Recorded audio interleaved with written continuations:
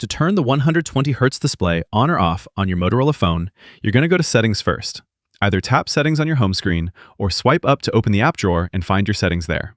Then, once you're in the settings, you're going to scroll down to Display, and within the display settings, we'll go to Display Refresh Rate. Now, the options you see here will depend on the phone model that you have. Not every phone supports 120Hz, but if your phone supports it, you can just tap 120Hz and it's going to use that smoother refresh rate all the time.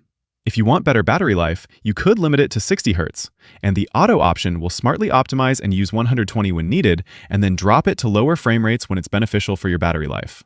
I'm going to leave mine to 120, so it's always using that smoother refresh rate.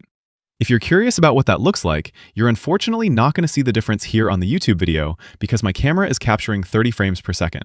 But to the naked eye, when you're looking at the phone in person, you will notice how 120 definitely looks nice and smooth. Anyways, that's how you change the refresh rate on Motorola phones. Click that like button if this helped you and subscribe for more. Thanks all, until next time.